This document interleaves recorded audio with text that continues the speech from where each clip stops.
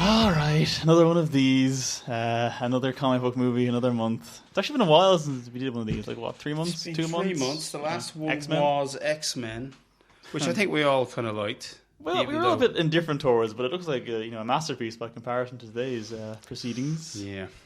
It wasn't good, but it wasn't bad. I think that's my... On X-Men, not Suicide Squad. Oh, right, yeah. That was just terrible. As well, quickly though, on Suicide Squad, this year's Fantastic Four, as it's been called. Is that fair or is that cruel? I only managed... Actually, it's too generous.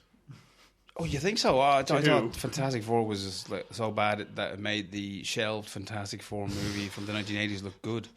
So I wasn't going to go there. I only saw the last 20 minutes now with that awful scrap in...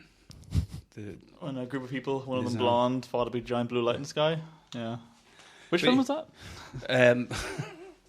Okay, let's get kicking in. We're talking about Suicide Squad, people. So let you know there's going to be spoiler hell ahead. Will we try and do the positive stuff first, or just get the kicking out of the way? No, I think we should save it for last. Right. Okay, so Suicide Squad was supposed to be saving DC. Do you think it did that, Richard? I think this is objectively less of a mess than Batman Superman. It's still a mess. I think it's a bit less of a mess, but that sort of makes it more boring. No, it didn't. It didn't save it there. Wonder Woman might, if that isn't also plagued with studio interference and multiple cuts and reshoots and rewrites. But no, this was a mess. I was looking forward to this since like 2015, 2014 even maybe, when they first announced it, and it's a pile of shit. But I think that's part of the problem, is that the hype for this was Ridiculous. Absolutely. It even made the Superman hype look like it was kind of mild. Would you agree, Scott? Yeah, I remember the Man of Steel hype. It kind of just came out of nowhere, like a couple of months before the movie. That, in my opinion, anyway, it was probably more. It was probably everywhere, but I just wasn't paying attention. But I was there when they announced Suicide Squad. I remember the San Diego Comic-Con, like whatever footage they showed last year. And then I was at New York Comic-Con in October last year, and it was just, there was people dressed like Harley Quinn, people dressed like the Joker, Deadshot, all these brilliant cosplays, and I was like, oh my god, everyone's really excited for this. And I kind of just jumped on that hype train, and going into the movie, like a few days before, I think that's when their heads were going to explode, because no one knew what to expect. There was all these rumors about Rotten Tomatoes like slating the movie as usual because it's a DC movie. And you mean they do it personally? I don't know. I think they seem to have gotten a good glut of fans on their side. The fundamentalists are going, "How dare you slag off our little universe of movies?" And that's scary in itself. But that's not the first time. I mean, that goes back to Dark Knight, doesn't it? Now, I am a fan of DC. I'm a huge fan of Batman and the Joker stories, Suicide Squad. I'm a big fan of Harley Quinn from when she was introduced in the animated series in the early 90s. And I wanted to like the movie. I went in and I was going to be... I said to myself, I was like, this is going to be great, this is going to be good, this is going to save everything. But and a couple of days before, I actually watched the extended release of the Batman Superman Blu-ray. Which is this? Did you make it through it in one sitting? It took me 2 days to get through that. I just did it in one sitting. I ordered Chinese food, I sat down, I had a couple of beers, I watched it, and I loved it because it tied up so many loose ends. Yeah, I actually did. Like, well, we'll talk about that for a minute then. That's only half an hour longer than the original. 36 minutes, I think. Okay. It still pushes over the 3-hour mark, so yeah. I mean, that's what you're looking but at. There's like characters that weren't introduced. There was like more extended scenes, more extended dialogue, and just that makes it feel complete, if you know what I mean. Like no scenes feel like they were forced into the next one like it did in Suicide Squad. Luther still makes no sense as a character motivation-wise. I think he's just... Batman still murders everyone. I got enough sense out of him in the version I saw in the cinema. He's a very clever lunatic. Yeah, I think that's... Who has daddy issues. Yeah, but why did he do any of it? Well, you see, I think it goes back to the fact that they never really had a good motivation for him up until around the 70s anyway, because the original 50s motivation was that he was bald. Yeah. But on that note, why didn't DC release that version into the cinema? Were they brave? I mean... Because no one would have sat through a 3-hour version of that movie. I might have. Well, I would have, but... They managed it through The Hobbit, for God's sakes, and they had Lord of the Rings. The interlude, and everyone was able to go pee and buy more popcorn and stuff. I remember I was in school, and they took us on a trip to see the Lord of the Rings. It was in The Hobbit, and they had an interlude. I think it was... I can't remember what one it was. It might have been Return of the King. Probably. That was the one that got an interval because it was nearly 3.5 hours long. Yeah, and I remember everyone just got to go have a quick break, and it's like, well, to be fair, I wasn't in school that day, so I would have sat through anything. But yeah, I don't know, like sitting through the theatrical release, if it was 3 hours long, I probably would have been happy. But that's because I like complete movies. So it is having some saving grace, this new version of it. I think so. Because I don't, but whatever. I haven't seen it now, so I can't comment. There's about 5 minutes worth of stuff that should have been kept in, and everything else is just needed. Like that opening African sequence goes on for 20 minutes in the extended cut. Yeah. And someone called Jimmy gets called Jimmy out here. Very briefly and gets shot. So the Suicide Squad fitting into this cycle that's evolving, right? Which apparently is going to lead us to Darkseid. It's their version of Thanos. I think both created by Jack Kirby, or at least very much involved in both. I keep harping on about Jack every now and again because he's the real man. It's a Jack Kirby fan club. Yeah. It didn't really push the story along much more, other than its mid-credit scene at the end. And there's some the best scene in the movie. Even just like who's in it and acting and stuff. What with Waller and Wayne? Yeah. Waller and Wayne. I'm going to say that. I love the Batman Amanda Waller scene, and that was pretty good. Waller, to those who don't know, is the dark government lady who decides the Suicide Squad is a good idea. Plot-wise, we should really kind of talk about that first. The plot is pretty straightforward, isn't it? Something goes amiss in Midway because of the government. So they send these guys that they want to be available for such catastrophes to go and rescue somebody from said city. It's called Midway. Haha. You get it between Gotham and Metropolis, so it's there for just cannon fodder. And it's a pretty rudimentary mission from there on. The one thing is, everyone was giving out about it being too character heavy. I don't think they paid enough attention. No. Oh, Jesus Christ. Character being probably the wrong term to use. I mean, it was really Deadshot and Harley's film in terms of characters, and then Diablo, I suppose, towards the end, and he was our tragic redemptive hero. I didn't even know. I was coming out of that being like, was he killed? Like, I didn't know what happened. Because no one made a single mention to him afterwards. And I'm just like, oh, did he actually die? I was like, he's not in this. No, I don't think so. I think he died. He's like a little witch doctor, and then he's not a witch doctor, and then he's dead, and no one's really saying anything. I'm just, oh, Jesus Christ. I felt the same with Joker, though. Like, I was like, did he die off screen? No, and there's something I want to go over. Scott, talk us up. I'm gonna read some.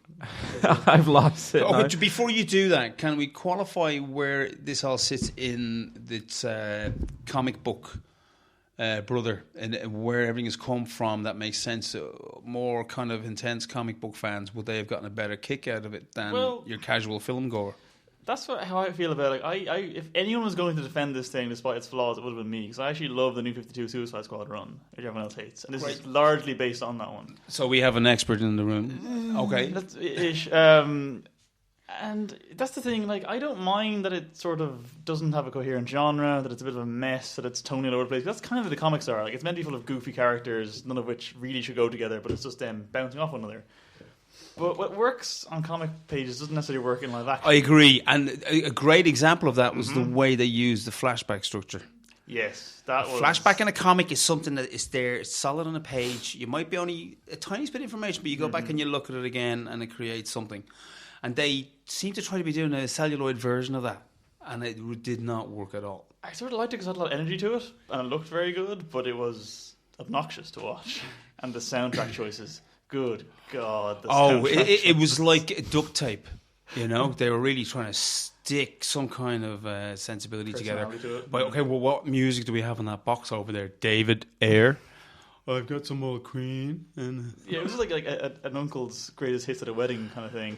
And then the one kid song with Eminem, who hasn't been relevant for about 15 years. And I wanted to die of cringe at that point. That's not even the issue. It's just that you did not feel any heart and soul into the musical choices.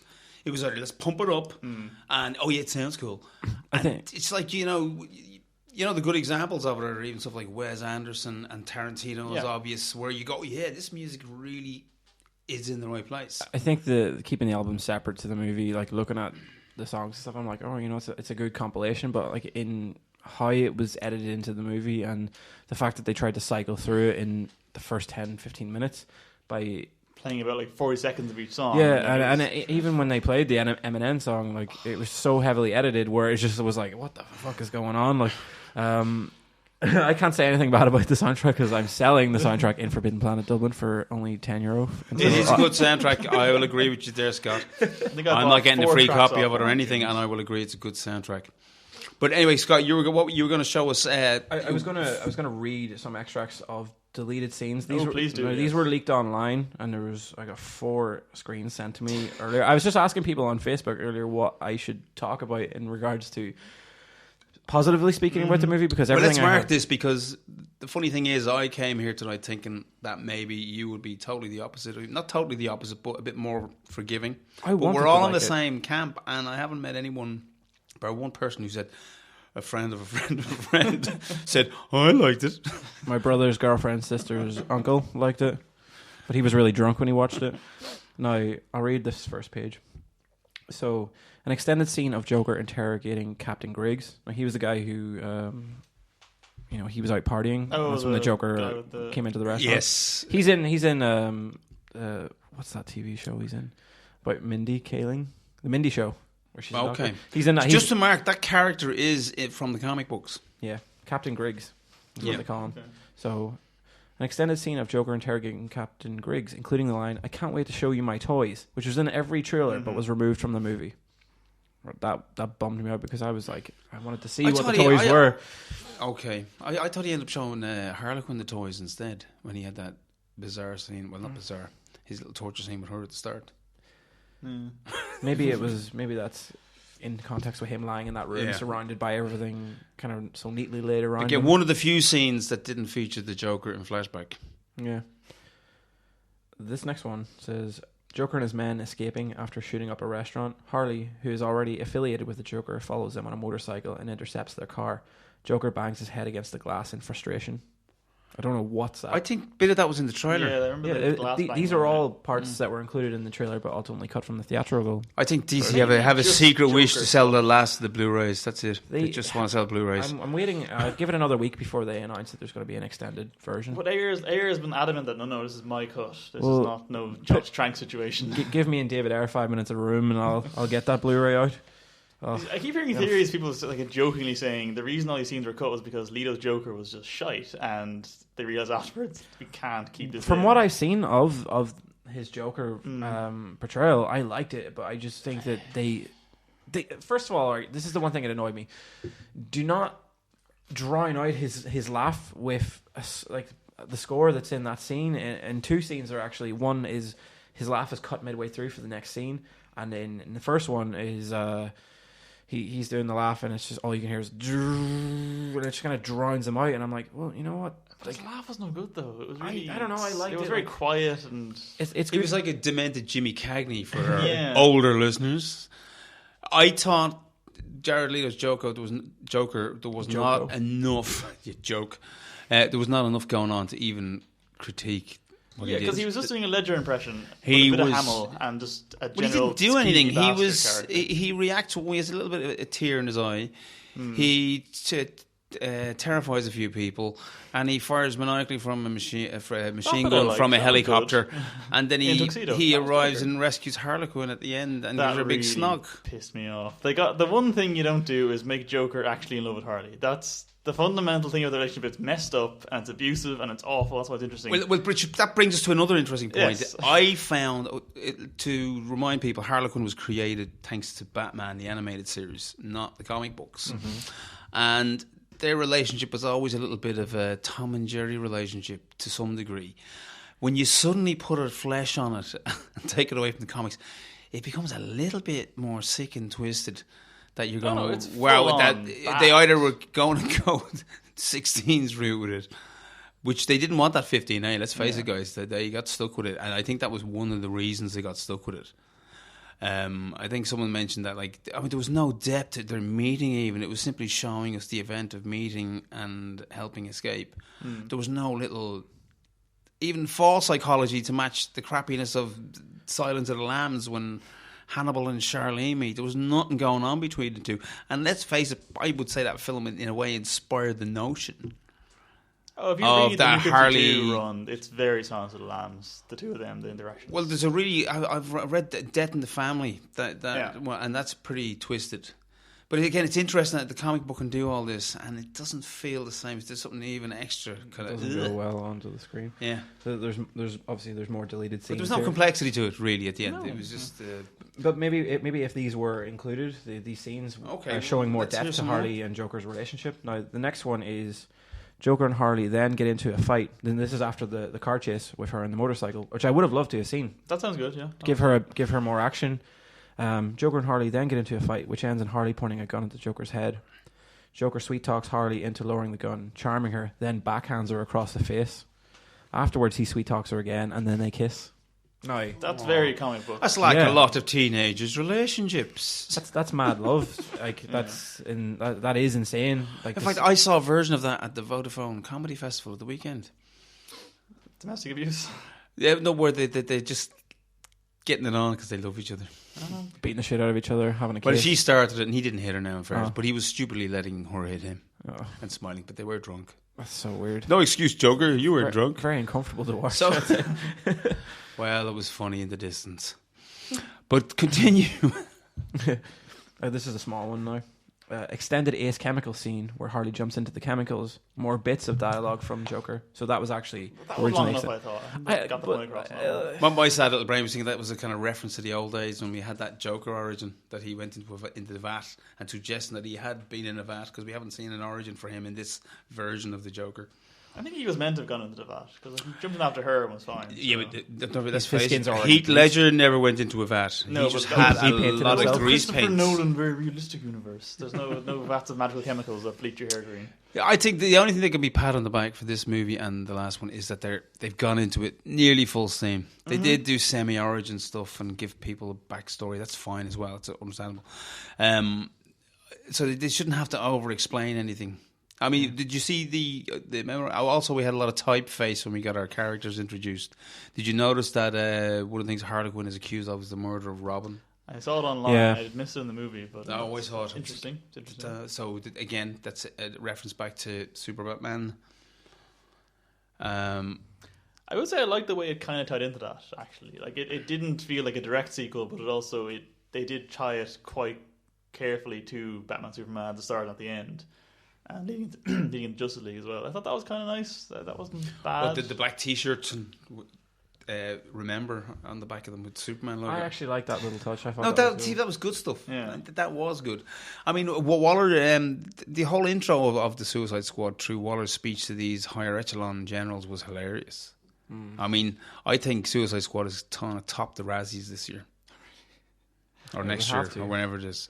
And was the bad excuse at it, though. the Everyone was excuse fine. for them was hilarious. It was like, oh yeah, okay. I don't think so. Oh, you got me these amazing documents that I've been looking for years. Yeah. So let's do this thing. And those, well, again, Enchantress, again, I kind of copped on about, oh yeah, she's going to be the bad guy.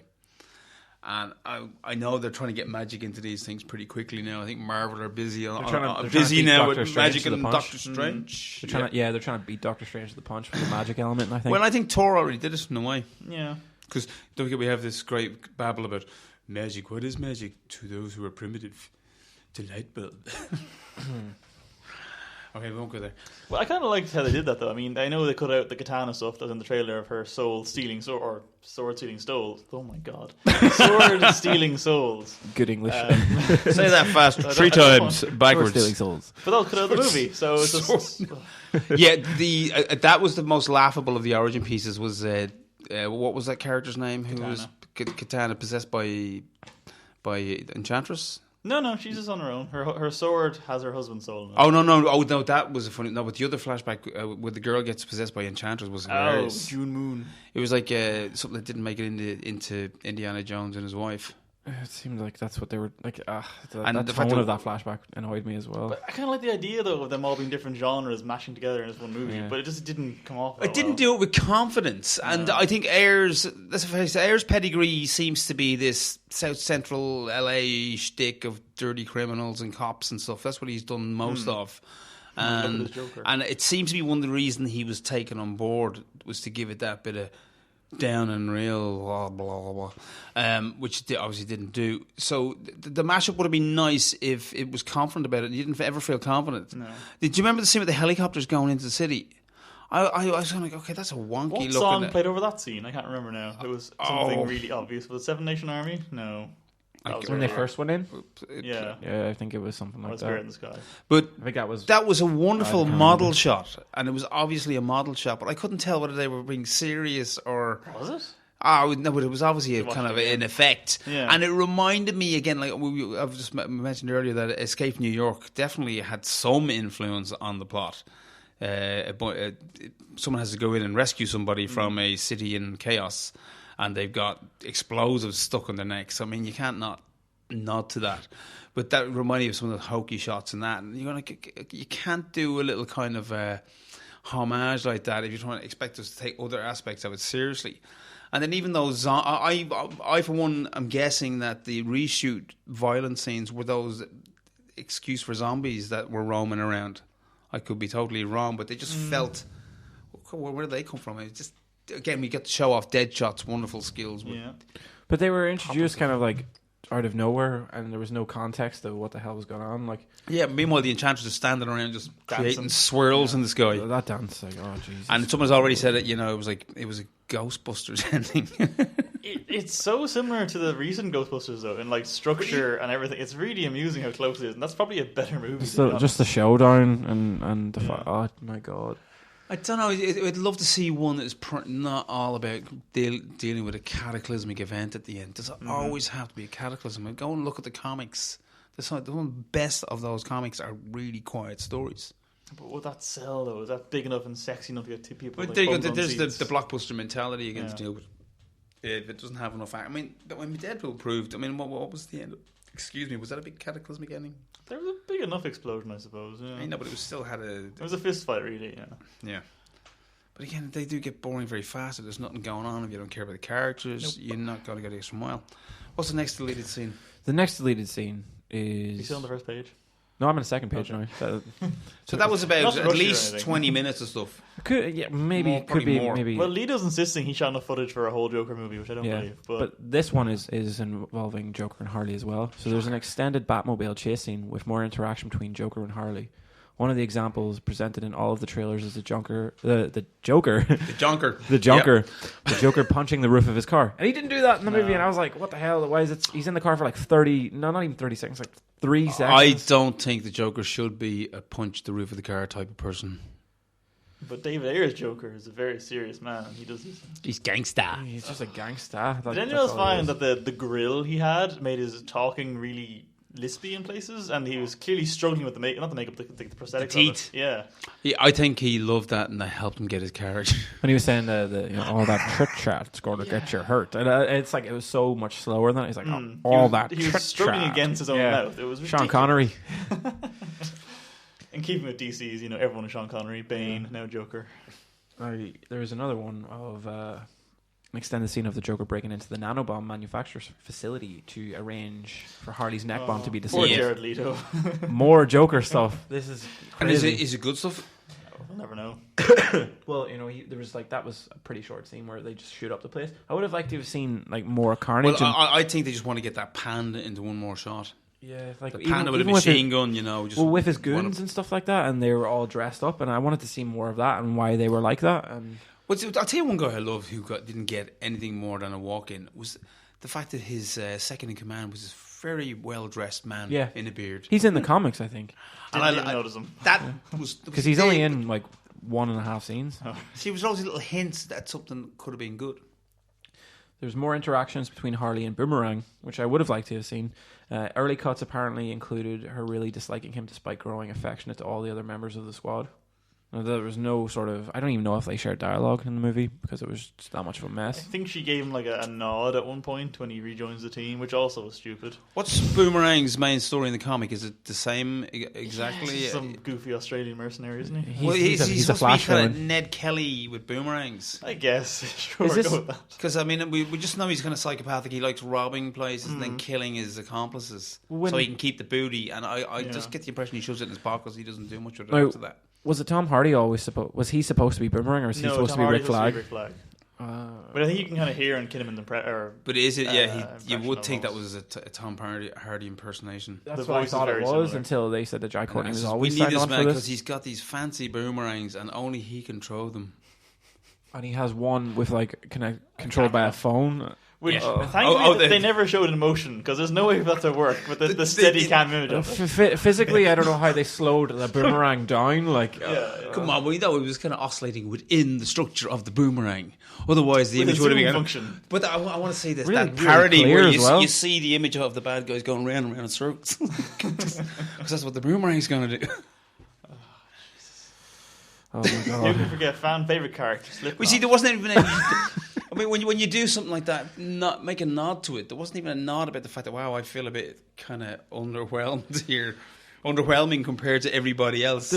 There's like 3 parts towards the final third of the movie that made me just want to get up and walk out. But I'm in the middle of the row, and there's like 10 people on either side of me, and my girlfriend's like grabbing my leg, and she's like, "Sit down," because I'm trying to like I'm jolting around, like going mad because I'm like, this is fucking, this is just too bad. Like I can't torture myself anymore with this. It's gone. Like I'm not going to enjoy As I it. say, I tuned out an awful lot towards the end. I mean, even when they finally got into the big scrap, and again, Croc, another wasted character. I mean, what the hell were we supposed to think he was? What was that part of him going into the water? To show he's a crocodile man. Oh, yeah. I'm going to go on all fours down the stairs. Oh, you know, he said something like, "You guys can't do this shit." Or, Even though I couldn't the- hear him through the prosthetics. Like I don't know what was going on there. I just no, his voice was all played in post. They were putting a big voice in that. Yeah, Croc was wasted, I just, according to the flashback and origin chat, was he looks like an animal. They treat him like an animal. I think that was it, wasn't it? Yeah. So now And they more trying to insinuate he was like some kind of poor deviant, mentally disabled deviant that liked again homie gear. Yeah, and his final shot is him watching just a TV of he liked some this. sexist rap video. Yeah, so, just yeah. booty Great shaking. character. Yeah. He liked his satin, like that's satin. Well, I wasn't- had no well- idea what he said when Waller's like, "What do you want?" And she's like, "Coffee machine." And he's like, "What?" Am I right, guys? Didn't the Croc in one of the reinventions of Dick Grayson's mythology, is it the right word? His parents were killed by Croc in an older. Really? Yeah, I remember having. I know in the recent comics he became like this sort of underground messiah figure that took all the homeless kids in and then became the Hydra briefly. But yeah, no, that was good. Yeah, that's it. A total waste of that character. I mean, Boomerang, I think he was probably wasted in the comics to begin with. Well, Boomerang's kind of a joke character. I did don't like that mind actor, though. I did He's- say Jai Courtney did was best. dreadful. He was pretty okay in this, which is shocking. Yeah. That's the worst. Well, the most what has he damning been thing in? about this. Oh, he was in Terminator Genesis and Okay. He could have been. He could have been the yeah. comedy. I think. But you know what's funny as Die well? Hard When 5. Slingshot came up, I mean, you look at Slingshot, he looks a bit gimpy. And you know he's going to be killed because you hardly never seen heard him of in him. any publicity. There's one picture Is this of all Slipknot? of them. Is it Slingshot? Slipknot. Sorry, Slipknot. Sorry, and Slipknot he was an interesting enough villain in some of the I've early never DC. heard of I've him never before, heard of him if you're either. honest with this. Ah, damn. I work He in a can comic book climb store, and I things. still don't know who he was. Climb anything with a grapple gun that everyone else And has too. again, It came off his belt. Did it It's not? I it's a don't know good what was example of what the film suffered was that you knew you're so ahead of the story. The audience were so ahead of the story all the way through that film.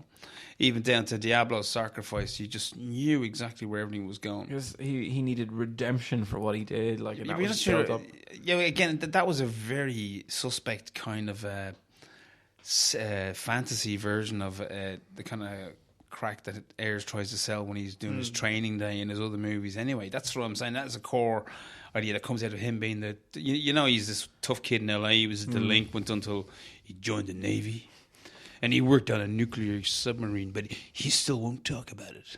I love the fact that he still won't. What do you mean he still won't? What do you mean he wasn't talking about it when he was on it? I'm not talking about this guy. I'm on a nuclear submarine, but I'm not going to talk about it to you on the submarine. He's got that little military I've been saved kind of weirdness about him. Yeah. So you can see why he ended up doing that tank movie, Fury. Didn't see it. With Oh, yeah, okay. Yeah, it's not very good. I like He liked it. It has a Magnificent Seven okay. kind of ending where they're under siege and they're being attacked by Nazis. Yeah. Or SS, actually. Even worse than Nazis. Nazi SS. I wanted to, like, even with, I feel like with Slipknot, like, and I think there was too many characters in that squad. Maybe it could have done with only being like 4 to 5 or something like that. But they needed to sort of they needed someone, cannon fodder to demonstrate that we're not messing around. Well, we'll blow you up if you. That was supposed to be a rascally, cheeky joke that we're all supposed to go, oh, look what they just did there. They blew his head off. Oh, Jesus. I was going, boring. Him dead was actually a bit more freakish than I thought it would be. Like, just his decapitated body hanging from a roof. Like, that's actually a bit fucked up looking. Good I couldn't make out the decapitation, really. It was kind of blurred, too much but you could just see that his head wasn't there anymore. Yeah, but you didn't care. I didn't care, but it was a bit of a bleaker image than I thought it was going to be. But to talk people up, by the way, I thought Rick Flag had one of the hardest roles to play in the whole film. Such a weird kind of oddball role, and he's not a bad actor. No, he's alright. And you can see where also there was the bit, I thought also there was a bit of a burden of, hey, look, we got Will Smith.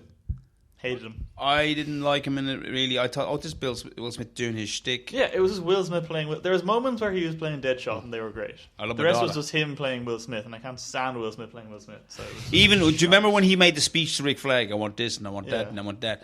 And he goes, I can't get you that stuff. I wasn't talking to you, I was talking to your boss. I knew he was going to say that. See, what annoyed me more, though, was when he had to give what was clearly in the script, which was the Deadshot lines, and then he just slip into stuff and saying, that's gangster. I was like, that's stop. What are you doing? That's not something Deadshot would say. No, and he kept calling El Diablo essays. Like, oh, Jesus, please, just shut your mouth and shoot people. I'm still not sure what that means, as in writing an essay. You're very white, Paul. Oh, terribly white, yes. Also, don't forget, the bulk of this film is set over one night. Yeah. I think we have... Too quick. That time, that one night thing that didn't really work. The pacing didn't go well with the editing because it felt like it was all over the place. One moment they're like, let's assemble these guys, and like they had no sort of briefing on what was going on. Just pile them all into a helicopter, give them a 5-minute scene where they can, get dressed and everyone's staring at Harley Quinn. Pop them into a helicopter. Next thing you know, it's dark, and they're riding into a city with a big light shining up. There's no sort of scene showing the mass evacuation. There's only like a small... Yeah, but more than that, though, I think that the twist with Waller being the one they're rescuing doesn't work, because I think everyone was like... She's the one that assembled them. How is she here? Because it's never established she left Washington at any point, so... They just jumped 3 days ahead, basically. There was no sense of anybody else that we might feasibly understand they could be rescuing. Yeah. That would have been interesting if they'd done that. Well, I thought it was going to be a twist of, here's a character we haven't revealed yet that's like a known DC player that'll be like the big twist. But no, it's just Waller. And like, how is she here? I don't understand. Like, the twist was a twist because it just narratively didn't make any sense. Like, I get why she was there after you think about it for 20 minutes, but just in the moment, it wasn't a kind of good big twist because it just made no sense. Also, there was that... Back to the weight in the characters, the believability in them. And I will argue this blind, just because they're going around in a wonky, fancy world doesn't mean they can't have gravity and weight as personalities. There was none given to Rick, and a wonky relationship between him and his girlfriend who was possessed. There was no sense of them on their own or any moment. We just have Waller telling us all this. I mean, she was Captain Exposition. I did love her, though. That was a really good on-screen Waller. I thought she's probably the best thing in the movie. Acting chops-wise, I think really good, but like in regards to the material that she was given, I think she did the best of what she could. I knew she was going to be a dark side character, but that moment where she shot all her fellow employees because they weren't cleared. The most surprising thing in the movie. Yeah, and the most Joker thing in the movie. That's also true. So we were agreed she did the most despicable act in the entire film was in a film with the Joker in it. And I'm not sure whether the filmmakers realised that. Yeah, probably not. I kept thinking at the end when she's talking to Bruce Wayne and I was like, you gotta cover for me. I was like, is she talking about the fact that she started Suicide Squad or she murdered all those interns? Like, what's he covering up for? Because as we know, he likes a good murder. Does this Bruce Wayne? I think that the enigma factor with her wasn't done well enough to earn some of that stuff. But they played sympathy for the devil when she came on screen. They were being That's not enigma. No, it's shite. And again, Harlequin, we know she's a psychopath. She was okay, actually. Margot Robbie did a pretty good job, given that she just had to... I don't know what that script looked like for her. But why did it have to make her look like a stripper for the entire movie? Because sex sells. Yeah, I think it's a very worn out answer, Richard. Sex sells. We're not going to be able to fight it. It's just a fact. Boards of tits and ass everywhere. It was. Get Margot Robbie to pick up her baseball bat. It was similar need people to sit in their seats and watch this movie. It was similar to the New 52 Suicide Squad. She was wearing hot pants. Yeah, like I don't know. I like the fact that she wasn't in all leather or anything like that. It was just kind of sparkly. Well, they show her in crownish. the actual original costume briefly once in one of the flashbacks. Yeah, and the problem with that costume in live action is that the ears always look weird, so I'm kind of glad they didn't use it the whole time, but yeah. I don't know. The flashback to that scene was actually really... I wanted more of her flashback. I wanted more of that Joker Batman car chase. I wanted more of just that whole section would have been nice. I know in the extended scenes, you could could have had it. There was a beautiful subplot. Jeez, we're up with a subplot, whatever that is. There was a beautiful subplot crying out there for Joker to interfere so madly with that main plot line. That could have been beautiful. If he'd been the villain, I wanted him after the Enchantress. I wanted him to try and get his hands on this bit of madness, and that was what it should have been. That was a really bad, run of the mill bad guy. It's again going nowhere. Creating what was the vortex for again? It was weapon, but that was it never was the revealed. apocalypse thing. It was just destroy all the weapons of man so that she could take over. And it didn't even connect to any potential future storylines that we saw.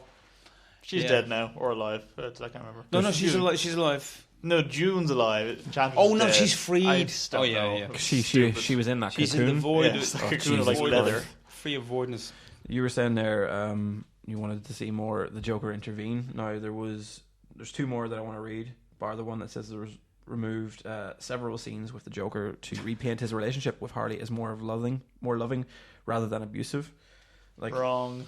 Yeah, I don't know. I think that's fine. He has to love somebody. No, but that's boring. The reason they're interesting is because it's an abusive it's insane, Stockholm syndrome thing, and she still goes back to him even though he keeps slapping her around. Yeah, that's that's most marriages, Richard.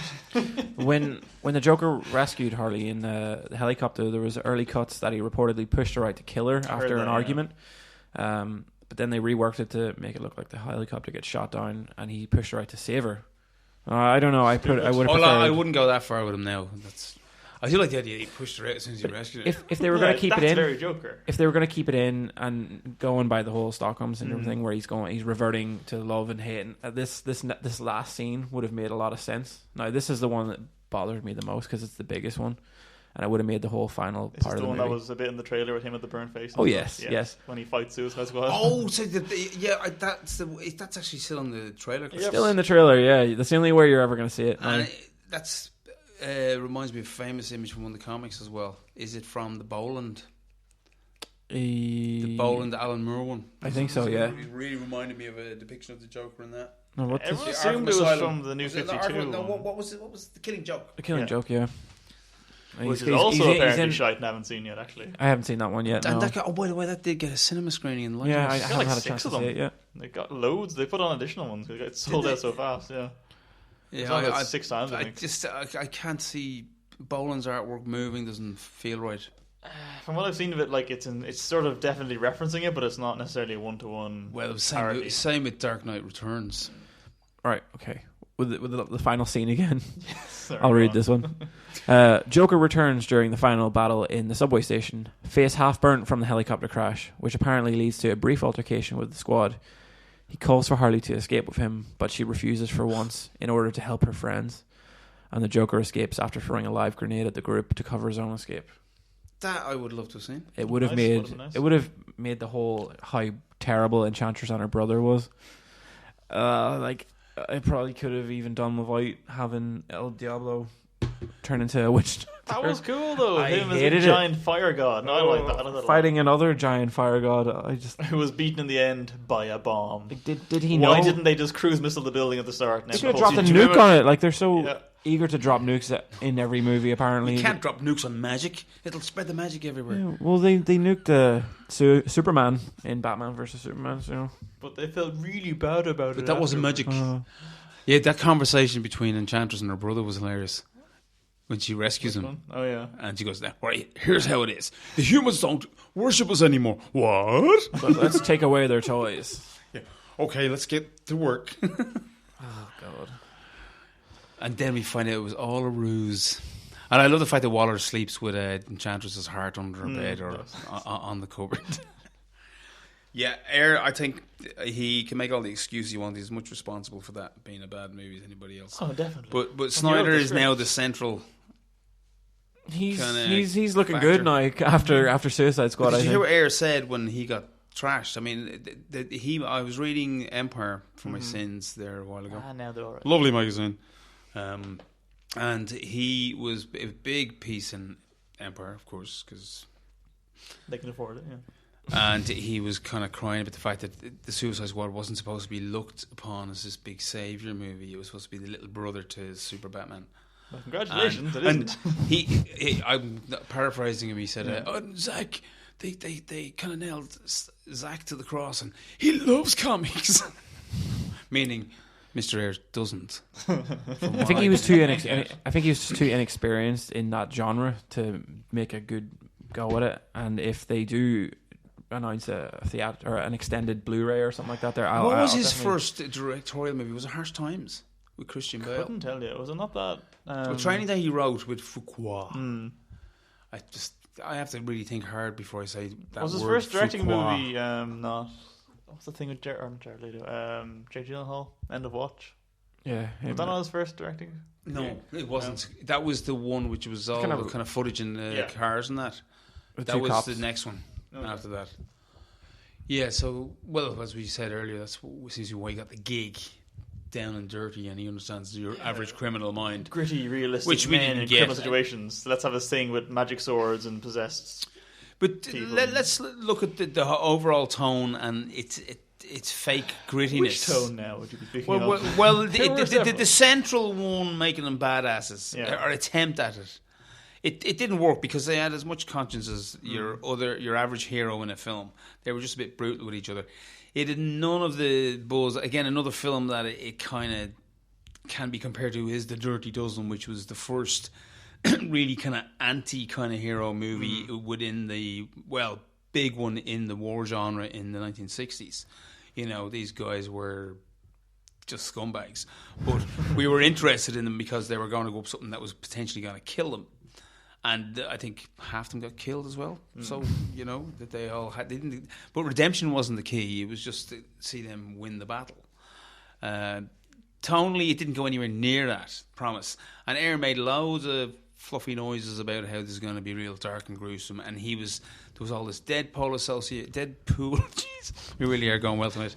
Subplot and Deadpool. It just didn't find itself. It was just a mishmash of nonsense. Well, that's the thing, though. I mean, there is several. I mean, since the movie came out and got those reviews, there's endless set trouble stories coming out now. And one of them is that his original cut was very dark and serious, which I didn't want to see anyway. And then that second trailer came out with the Queen song. And I went, "That's what it should be like." And they went, "Shit." And then scheduled the reshoots, which, to be honest, I couldn't even spot because I watched the first two trailers again last night, and everything in those two trailers pre-reshoots is in the movie. I don't know what they added. Well, you know what they took out? The scene from the scene from the bar, like, as well. That was supposed to be more extended. The bit of Harley Quinn saying "You're a monster for killing your children." Like, I don't believe this from her. Like, she's killed. So apparently she's killed Robin. So what is? Oh. Yeah, but was he a child Robin or a teenage Robin? What I think they did, I think they revisited that scene to add more humor to it, and they did that thing with Killer Croc, which made me want to punch myself in the face. That was pretty bad. And then she called them all pussies. She said this twice in the space of 10 minutes, which really grated me. And I was like, okay. I was like, why did she feel she had to say that? And that's why those reshoots felt really forced on me, because I could spot what. So there was reshooting the bar scene as well as the action scene. They had to add humor in, apparently. And then they tried to play it down, saying it was only to fix up a few bits and pieces. But like, no, Ayer was like, no, but they loved my movie. They want to put more action in my movie. More action. It can go back to Diablo. There was no depth in understanding that he killed his children out of anger. Yeah, and there was no balls there. They shot it either, because it was like he's angry, and then suddenly the room is on fire, and the wife is perfect. There's no house. Like, his arm. Yeah, there's no house. She hasn't got a burn on her. He managed to burn the house down, but save her body. But he must have burned her from the inside out. The comic version of that scene is what I'm saying is they avoided the entire scene. They talked about a horror that has affected an individual, but they didn't want to show us it because they couldn't, because of the amount of tickets they're trying to sell to younger members of the audience, which are not really going to get a lot of. I don't think it's 15A. Am I right? That is what it got over here. Is it in the end? It got a 15A of sorts, whatever the very English funny equivalent that, is. The BVS or-rated cut, as they were tuning it, is the 12A over here. I don't think it's going to affect the ticket sales. Well, we're very good that way. I mean, don't forget. Spielberg was being blessed by the censor board here for years. you were going like, "Oh, did he just get his heart pulled out of his chest? This film is PG, what?" They went somewhere which was very dark. The darkest thing to touch on is infanticide, and they didn't give any weight to this guy of why we'd even buy into this stuff, or the full understanding of when this guy got his powers, how he's using them, and coming home to the wife going, "Oh, hey honey, I'm just going to have to burn some other gangsters. I'll be back later." Like, "Oh, don't burn the house down." You know, you know me. It couldn't sit. I think I'd watch the sitcom version. That'd be pretty good. Of a temper. Ooh. He burns the dinner all the time. He comes in and he's just like... I can imagine Mr. Adair going, "Yeah, well, this happens all the time, you know. People burn their houses down in revenge on their loved ones and they regret it the next day." And then they join the Suicide Squad. Speaking of infanticide, let's talk about the fact that Batman doesn't kill anyone in this movie, but he happily uses a child as a human shield at one point, because he's the savior that we deserve. Oh, when he said when he picks up the daughter. Yeah, when Deadshot's there, and he just willingly lets a child be a human shield. Yeah, but don't forget, he's also a great reader of the psychology of humans, and he knew Deadshot wouldn't kill his own child. I thought that was funny. The Deadshot was bizarre. That him and his really bad kind of hat. Oh, yeah. I expect to see a saxophone underneath his zoot suit. I mean, he was wearing a zoot suit straight out of an old Spike Jonze 70s thing I've ever seen. Look. Spike Lee movie. That was kind of cool though, because that's the way Deadshot should have looked. Kind of 70s all I felt was there should be like funkadelic music playing in the background when he's walking down the street with those bags, like. Again, in the comic, you can imagine those frames. Just go, yeah, okay. He's finished killing. He's finished killing for this weekend. And going shopping. He's got the weekend off. Get himself a new fur coat. But when you see it in the movie, you're going, "Oh, this guy is actually probably a multi-millionaire from killing people." Then he lives in that shithole apartment, and he allows his wife to hold on to his child with some scumbag that he doesn't want access to the child. No, I'm not buying that. But it's that part when they do the original flashback to Deadshot doing that job, and he's like, getting and showing how smart and quirky he can be, and getting that money transferred into stuff like that. But when he's getting the money transferred into his account, and then when his Swiss bank account, he leaves the mother in that dirt hole. Yeah. Oh, is this in the comic? No. This is in the movie. Like the apartment that when he's like, oh yeah. Yeah, I obviously. Yeah, that's right. Yeah, leaves a dirt hole. Doesn't say, "Look, I'll get you in rehab." I get the impression she's got a problem with drugs because she must have, because David Ayer's involved in the movie. She's a crack whore of some kind. But what annoyed me when that Deadshot scene where he goes into the alleyway, I was like, right, first of all, why the hell would he go into an alleyway with his daughter? Maybe because he's just very cocky. But when Batman's revealed, I felt like they could have went way more Batman with that. Do you think that maybe David had some kind of deep, profound notion? Isn't that very reflective of when Batman and his mummy and daddy walked down an alleyway, but they were killed? But because Batman's on the other end of it, I'm not going to kill anybody. I'm just going to put you in jail. But what, in regards to how the scene was edited and how it was the light and everything, I felt like they revealed Batman and as Ben Affleck way too quickly. I would have liked a little bit of a tease to that, where he's in the shadow and you could see the silhouette. You see him kind of just hover down behind. Yeah, him. but that there, like that. I liked it. But then he just walks out into the light. There and was he's like, no hey, mistake. look at me. He was placed very kind of. He was like right there, and he's like, "Hey, it's Batfleck," and you're like, "Oh, they had shit." him for a day on set. They had to get it all done real fast. But like when you think back to the animated series, and those like the shots of the lightning and stuff, and it's just the silhouette of Batman, and it's just the eyes. I would have. I do find that the lovely new direction with Batman, though. I didn't shave yesterday. I've got a 5 o'clock shadow. Yeah, I love that. It's all over Justice League as well. They played down the voice though, which really bothered me. Like the way he's got the voice changer, and I felt like he just walked into the alleyway. He did, yeah. He just sounded like Ben Affleck. He's like, "Yo, you know what's going to happen, Bat." Deadshot. Aren't you Matt Damon's friend? I'm Batman, and you're coming with me, mate. And the but daughter's you enjoyed that little epilogue moment with Waller and Wayne. Yeah, I thought, especially like the fact that he knows who she is and she knows who he is. Like, she knows he's Batman. I just like the way that was played off, and I love in the comics or even the other animated movies whenever Waller and Batman are together, because it's just always intimidation. It's great. But after this deconstruction, especially, I find that scene hilariously funny. Like, she just let Enchantress loose on the city and nearly caused the end of the world. Again, we're told.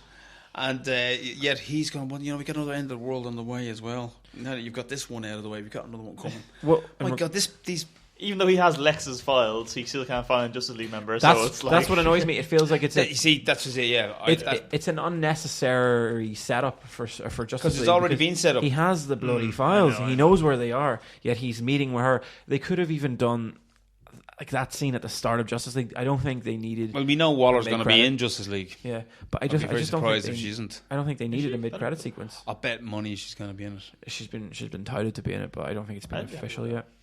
But like, I think for the last couple, but I thought it was nice. Is the Justice League going to be a two-parter? Is there no, some talk? There was going to be. Well, so was Avengers, but now it's also just standalone. So there's two of them. There's two of them basically in pre-production, but they're not going to be necessarily. They're not going to be part of the same movie. Yeah, I find that I heard the greed isn't catching on, or it's not catching on, but it's phasing out because there's one of the Insurgents movies is being turned into TV. Yeah, that's hilarious. Which one? The last of the what's the overall franchise called? Insurgent, Divergent. Sorry, yeah, they were making the cash, so the two. Oh yeah, the movie. That's right. Well, I don't see a Suicide Squad sequel coming, but the numbers are looking pretty good for. Well, the numbers were good for BVS the first weekend as well. And then the drop off was. But Suicide Squad beat out. Was it as good? I think this is done better than Super Batman for the first weekend, has it, or is it about the same? I wouldn't say so. 135. Oh, did it? Oh, then it's it made way crazy off. money the first weekend. I think Suicide Squad's done 137. So, what's the forecast on this movie, guys? It's gonna do well, but it's shit. Okay. I think they'll announce a sequel or at least a spin-off. Well, we're talking two side movies, weren't we? There was a Deadshot movie and a Harley Quinn, or was it just a Harley Quinn? They'll definitely do some kind of Harley Quinn movie because, I mean, I don't think they she's need too a popular. Deadshot movie. No. Just well, if they recast Deadshot, they could do a Deadshot movie. But that's why there's talk of a Deadshot movie is because Will Smith considers him. He doesn't want to be in it. He wants his own. But like I would say, Deadshot does not appeal to me as a character. He's not a big enough character to have it. He's not. Depending how he's written, he can be good. I just hated that Will Smith version of him. This was Will Smith. I think they should recast Leto. I think they should get him out. I don't want to see him in the Batman movie. I think I didn't see enough of him to properly judge. I don't like the gangster angle on him. I don't mind the idea of him being a mob boss. I just hate the idea of him being every modern, skeevy mob boss. All tattoos and bling. That's just, but the best of the comic books stuff still shows him as a chaotic character that manages to get a couple of minions to follow along with his maggots. Right. I just want to see his bank account because he's got a lot of money stashed somewhere. I actually came across the first Joker story the other night, and it is interesting to mark that he was a full-blown psychopath. The Man Who Laughs, isn't it? The Man Who Laughs is what inspired that's what inspired him, wasn't it? Yeah. Sorry, we talked about this last time. I'm talking, but the story itself, he's just a full-on madman. All of the great stuff that was there in 1939, 1940, 41, I think, is still apparent in any good version of him in the comics today. And the danger with him when you start giving him more baggage and that is the same as what happened with that a serious attempt on Hannibal Lecter. The more you give him in terms of backstory, you lose the darkness of the character. I kind of prefer campy Hannibal Lecter, to be honest, and I kind of prefer campy Joker too. Like, still have him murder people, but have him do it while just laughing. And having a good time. I don't like this serious, tortured character with the damage across his forehead. There's a truer film needs to be a bit of a horror film. I mean, Death in the Family is essentially a horror film. Yeah. A horror comic. That whole series is a horror comic. I mean, let's face it. At this stage, I think is Joker have a face yet? Again, it's been rebooted. There's 3 Jokers now simultaneously. I don't know. He got his face back thanks to magic asteroids or something. I can't remember. Oh, really? It was the asteroid that gave Vandal Savage his powers and the Lazarus Pit.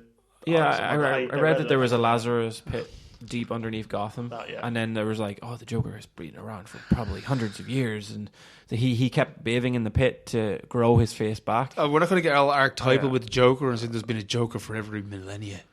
I mean, they did it with Batman. They could do it with Joker as well. It annoyed me, like, it's Pirate Batman and Caveman Joker out west, Cowboy Joker. I think that the weight, the gravity of the characters getting lost. The more they try and get serious now, it's getting harder. They've missed. There's a funny little balance of tone of just fun, and you're at the movies. You can't bring grungy reality to those characters. It doesn't sit.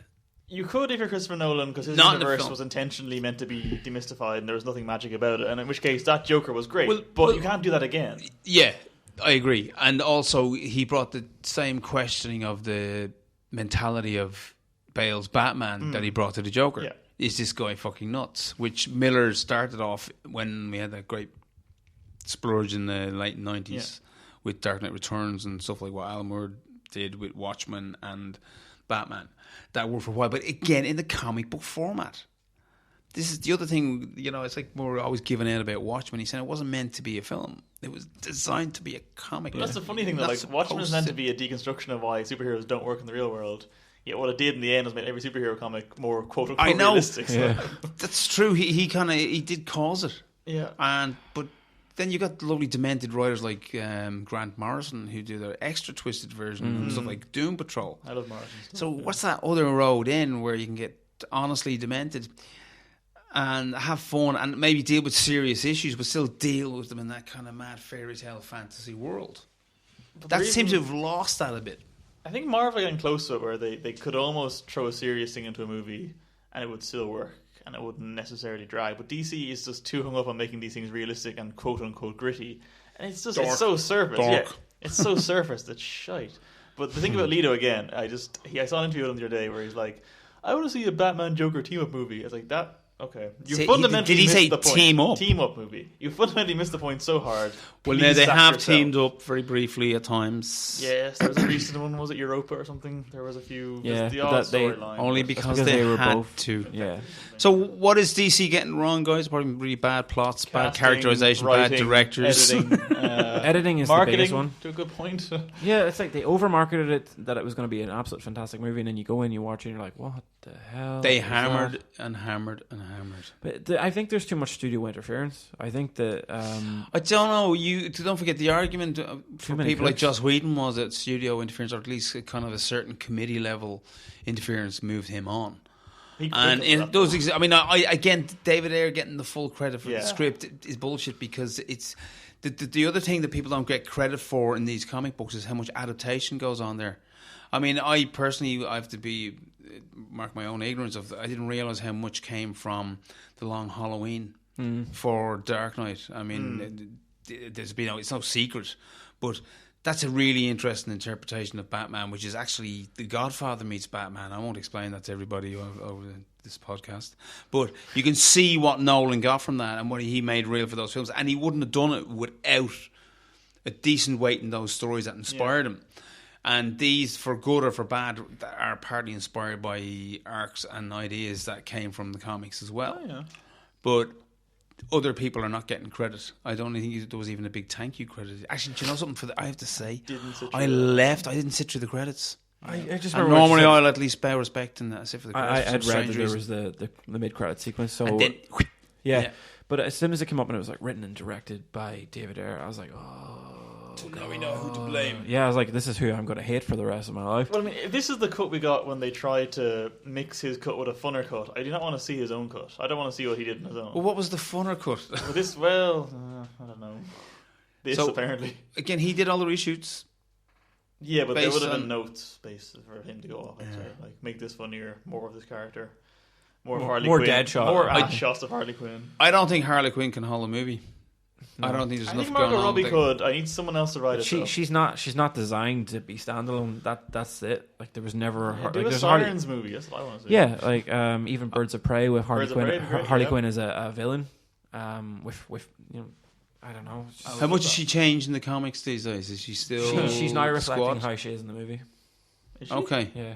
I thought they made her better.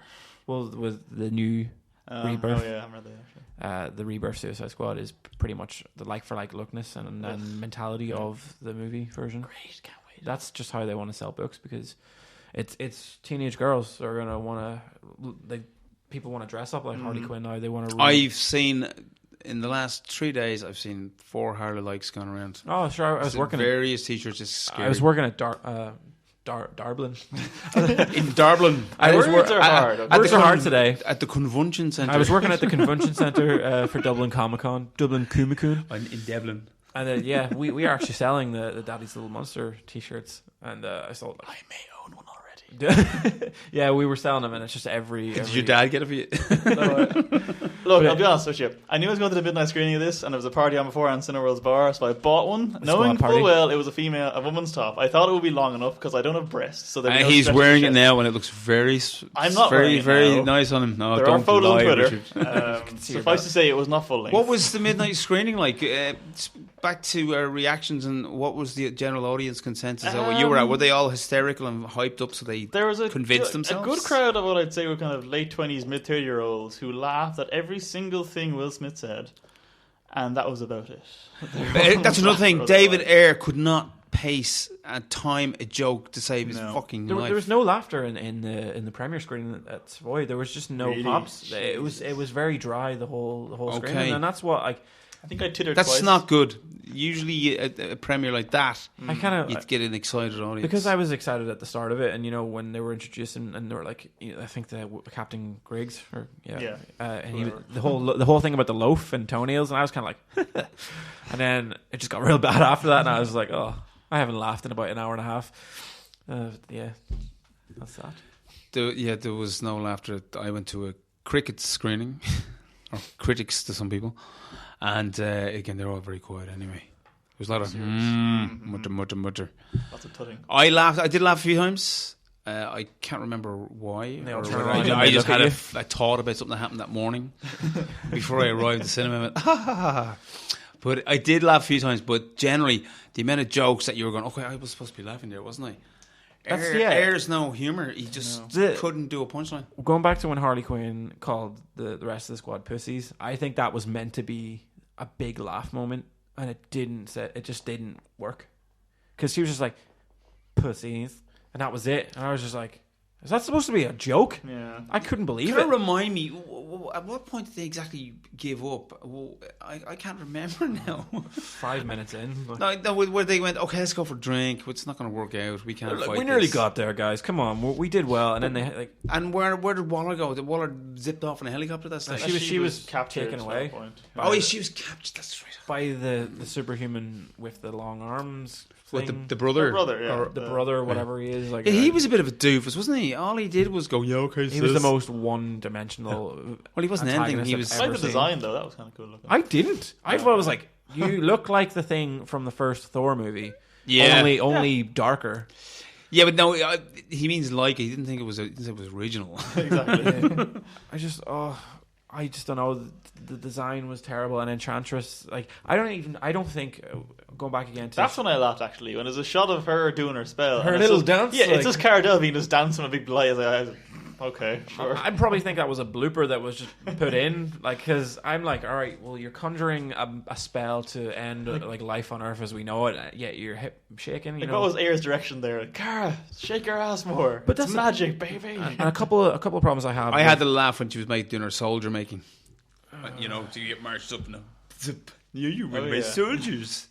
But this is the problem I had with her, and maybe the studio interference going around her character when she sort of like upgraded herself, and she lost her own voice. Like her, she lost her voice, and it was edited over. And I don't know who dubbed that, but that was the most typical. Oh, I didn't hear about that. Witch. She got kind of British, didn't she? Welcome to the fun house. It's kind of something like that there, and you're like, you're all going to die. And then at one point, I'm like, you're a 6,000-year-old witch, and she's like, you don't have the balls. And that took me out of it completely. I was like, you've ruined my entire day. I must have tuned out then. Yeah, because I just don't think they believe she definitely put something into that. And I just think that someone in post was just like, this isn't working, this isn't strong enough. Let's get some 80-year-old British woman to do, that represents. I think it actually was her voice. I think they just probably put it through some filters and stuff. But it could have put it for a more warped filter where it was like, see, that was probably a reshoot line, the balls line. That felt like a kind of a. It was the pop thing. Yeah. It was like, you don't have the balls, and you're like, it was silent in the screening, and I'm like, Jesus, this is just god awful. So who came out unscathed then? Harley. Yeah, Margot Robbie did well, I think. I think Viola Davis did too. Affleck for all 5 seconds of it. I think Johnny Courtney. Katana was fine, yeah. Katana's just unnecessarily. I wanted to see her sword steal a soul, but other than that, yes. I like that. I love the bit. Actually, that's when I laughed. When See, I like that they didn't make a joke out of it, but also playing it straight was dumb too. When they're having a big serious moment and the score is all mournful, and you see her talking to her sword in the background. Yep, that was great. And someone could have looked around and like, "Are you all right, honey?" or something like that. Harley could have. That was funny. She could have stole the She's show, and talking to her dead husband. She could have just turned around and goes, "What's with her?" Because I feel there was a reaction line there. It wasn't good. I forgot what it was. Was it Boomerang? No, I thought Katana was very badly introduced. Boomerang was trying to get with her the whole time. Do you remember that moment on the plane? Yeah. It is Katana. She could cut all of you in half with one swipe of her sword. And then she says something, and then she goes, "Hello, pleased to meet you," says Harley, and then she goes out in Japanese, "Do you want me to kill them all?" And he goes, "Ain't that kind of mission?" You go, why, for a second, would she even think that that's what was wanted and required of her? Well, I like that. I kind of like that she went to that first, because she's that's just another murder. example of just dumb air dialogue. I think. Okay, I think we've trashed this film enough now. But we said we do the I don't apologize at all. I'm not. No, what I mean is it's time to go. Well, no, we said we did the condiment sandwich, so come on, one thing each that we liked after all that. Okay. I want to go. I don't want to go first though. Okay, I liked that it was shorter than I expected. Oh right, yeah, fair. That's a good one. I really wanted it to be a good movie. So did I. But again, back to the hype, they pumped the hell out of it. No one could, even if it was a great film, I'm not sure we would have liked it at all that hype. I think a few things worked. I thought that the gritty nonsense really, this is a terrible thing to say, but I was curious what would Joel Schumacher's version of Suicide Squad be like.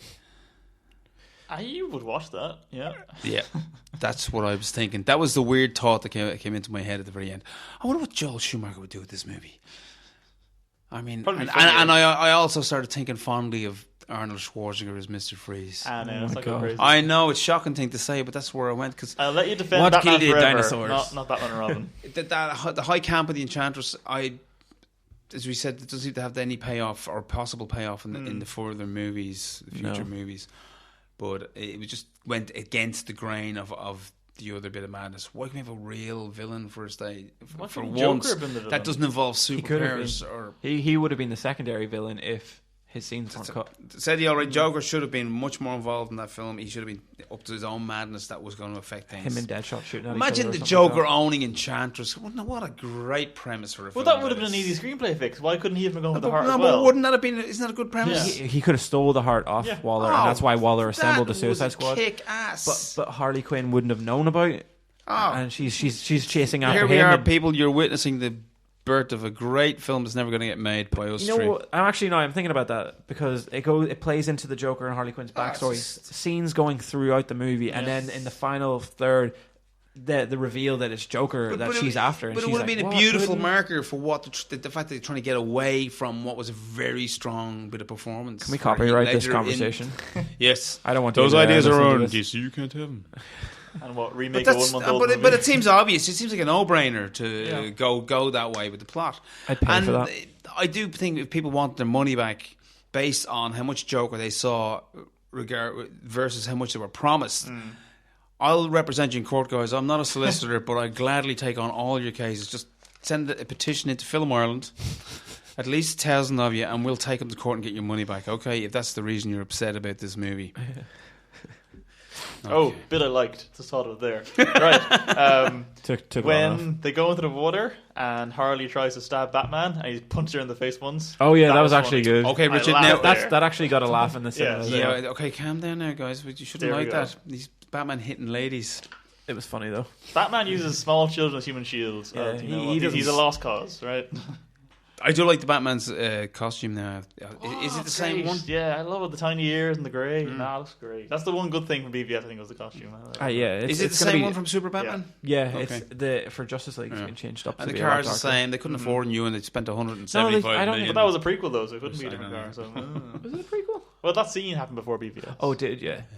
There was no gun in the front of it. That's how you know. So, your favourite scene? Moment thing. Let's not go wild here. Favorite scenes. Well, I'll tell you what. Let's wrap up and discuss what is next. We've got. I never got to say what I like though. I was trying to save you there. I didn't think you had something to say. I like the soundtrack. Now available at Forbidden Planet Dublin for €10 until August 26th. Oh, actually, I have a okay, can I ask a question? Yeah, Here's go for it. Is there a comic book adaptation of this out? No. Suicide Squad. No, there's new Suicide Squad, which is the most recent. Isn't there a prequel one though? Isn't there a build up to it? Well, there's a new one that was out last week called Suicide Squad Rebirth issue 1, which I think is trying to. Is it a tie-in? It's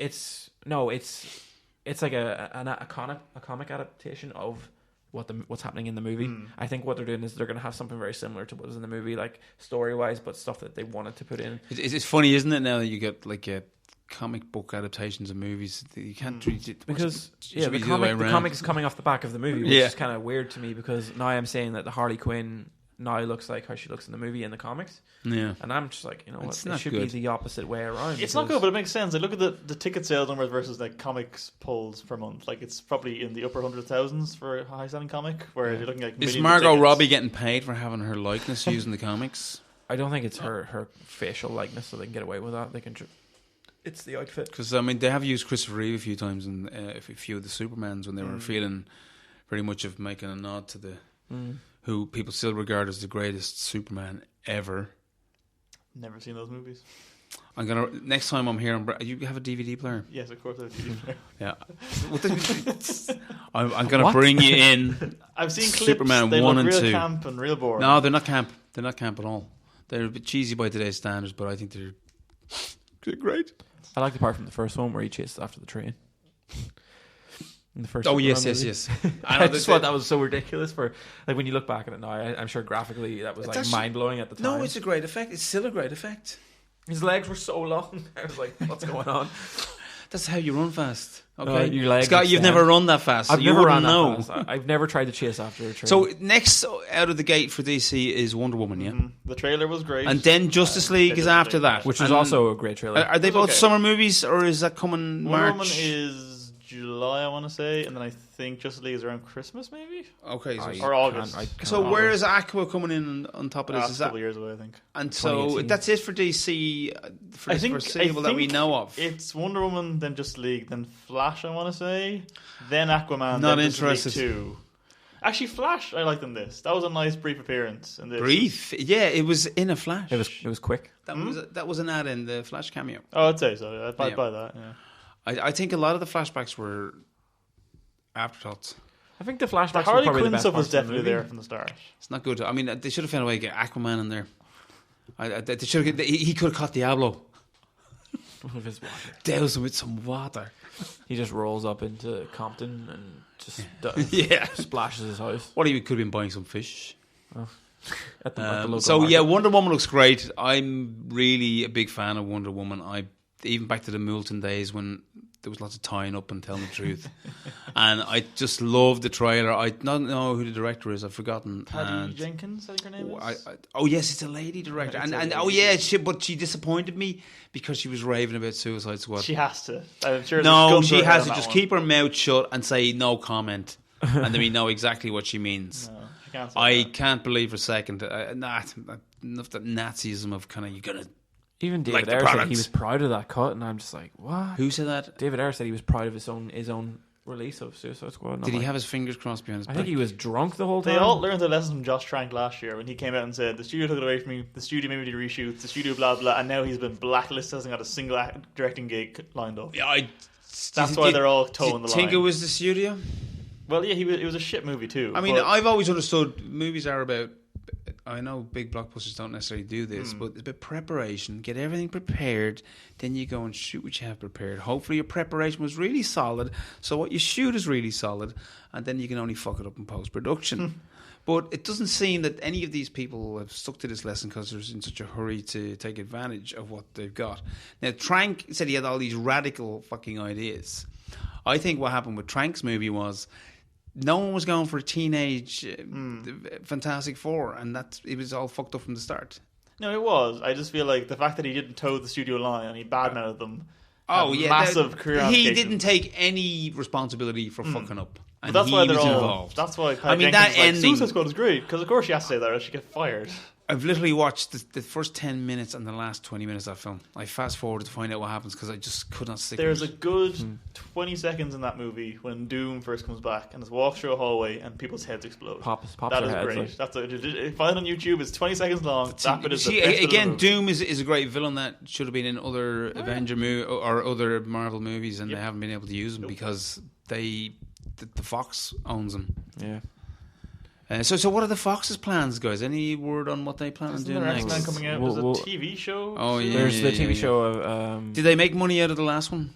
Did they make enough money to do their follow-up? Not a huge amount now. Not as much as Days of Future Past, I don't think. The show that's been shown now, they did a trailer for it at San Diego Comic. I can't remember the name. Legion. Legion, yeah, and that's Xavier's son. That trailer looks really good. But it's set in the MCU, I've heard. That was sort of the weird caveat that like Fox can produce it, but it's now technically set in the MCU. But they're selling like a TV rights sold the X-Men. That's crazy. They're selling like a paranoia kind of TV series.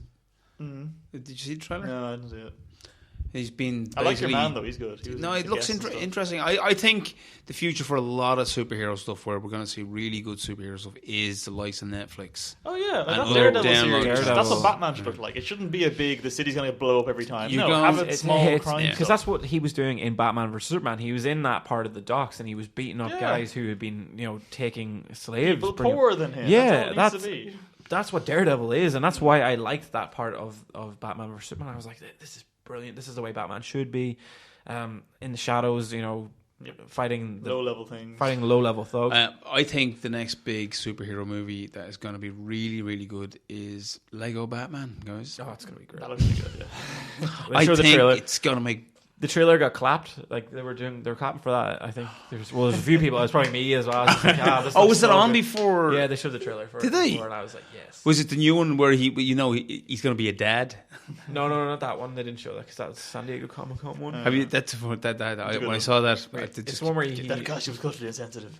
Alfred sneaks up and he kicks him. He's like, "Oh, sorry." He's like, "I have incredible reflexes." I was just like, Do you know that is one of the best casting of Alfred? It's really good Because he would be great as Alfred in the flesh. Now I love me some Jeremy Irons. That's the only thing I I'll say love about the Jeremy BBS Irons. extended cut. Ray There's a bit Fiennes more of and them. Ray Yeah. Fiennes Neckerchiefs. and Jeremy Irons are the same person. No, Jeremy Irons. That's a little-known secret. More arousing, but they're both pretty good.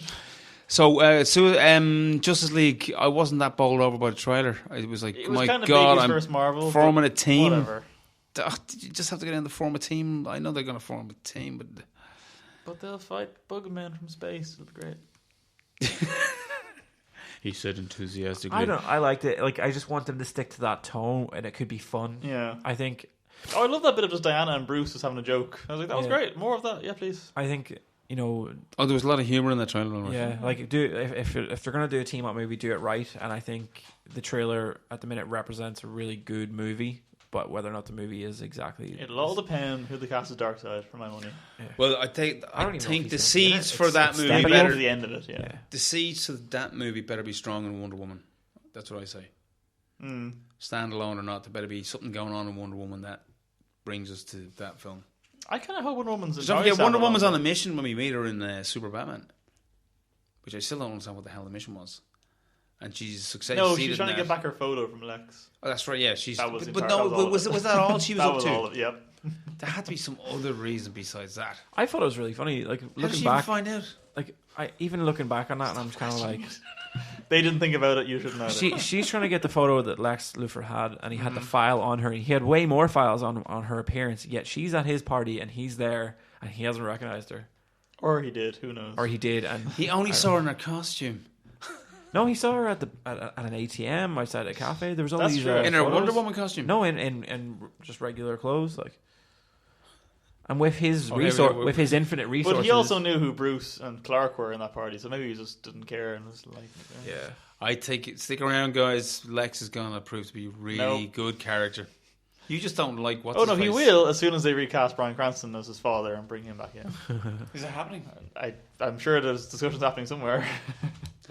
I can see him bald, all right. So like have, Breaking Bad? have we bashed that movie enough, guys? Yeah. I think so.